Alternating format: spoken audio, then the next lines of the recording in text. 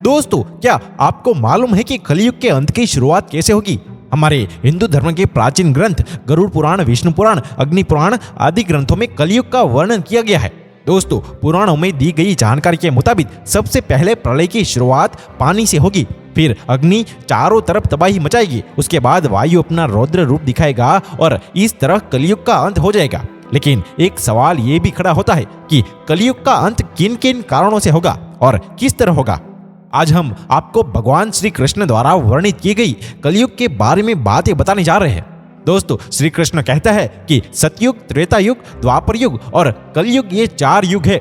इन चारों युगों में कलयुग सबसे छोटा और सबसे भयंकर है। कलयुग ही सबसे दुखदायक है। कलयुग में पाप जब उसके अंतिम चरण पर होगा और भगवान श्री कृष्ण ने कलयुग में स्त्री और पुरुष कैसे होंगे और उनके कर्म कैसे होंगे और उनका व्यवहार एवं स्वभाव कैसा होगा उसके बारे में बताया है। तो आइए आपको हम संक्षिप्त में बताते हैं। सबसे पहली बात, बलवान पुरुष ही सबका स्वामी होगा। गरुड़ पुराण के अनुसार चाहे वह किसी भी कुल में जन्मा क्यों न हो, जो बलवान होगा वही सभी का स्वामी होगा। वह सभी वर्णों से कन्या ग्रहण कर पाएगा। दूसरी बात यह है कि कलयुग में जिस भी व्यक्ति के मुख से जो कुछ भी निकल जाएगा उसे ही शास्त्र समझा जाएगा। कलयुग में ढोंग और पाखंड उसके अंतिम चरण पर होगा। इसी समय मनुष्य पिशाच, दानव, मुर्दे, मशान और ढोंगियों की पूजा करेंगे, उन्हें ही देवता मानेंगे। उन ढोंगियों को देवताओं के ऊपर स्थान दिया जाएगा अथवा उन्हें ही देवताओं का अवतार मानकर उनकी पूजा की जाएगी। और तीसरी बात, कलयुग में उपवास, व्रत, दान, धर्म, तप आदि प्रकार के कार्य लोग अपनी इच्छा के अनुसार करेंगे। कोई भी विधि का पालन नहीं होगा। उपवास एवं व्रत में जो लोग किसी भी चीज का सेवन कर सकेंगे। और चौथी बात तो यह है कि कलयुग में थोड़ा सा ही धन प्राप्त करने पर लोगों को धनवान होने का गर्व हो जाएगा। मनुष्य धन का उपयोग दिखावे के लिए करेगा और हर कोई स्वयं को धनवान दिखाने में ही लगा रहेगा।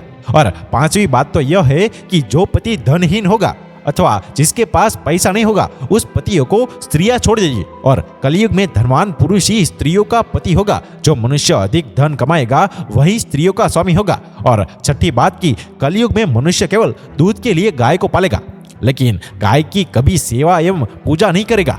और सातवीं बात की, कलयुग में मनुष्य का सारा धन घर बनाने में ही खर्च हो जाएगा।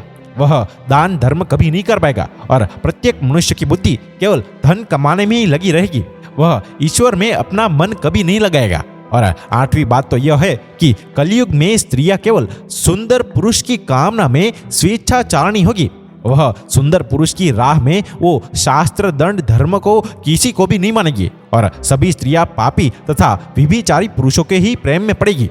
सदाचारी और धर्म के पंथ पर चलने वाले पुरुषों से सभी स्त्रियां द्वेष करेगी। और नौवीं बात तो यह है कि कलयुग में मनुष्य को अन्याय करके धन प्राप्त करने में आनंद महसूस होगा।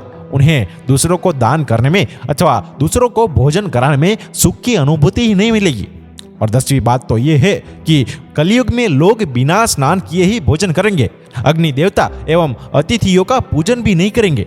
कलयुग की स्त्रियां छोटे शरीर वाली और ज्यादा भोजन करने वाली और कम संतान उत्पन्न करने वाली होगी। कलयुग की स्त्रियां दुराचारी और पुरुषों की इच्छा रखने वाली और पराये पुरुषों के साथ अपनी इच्छा से होकर विहार करेगी।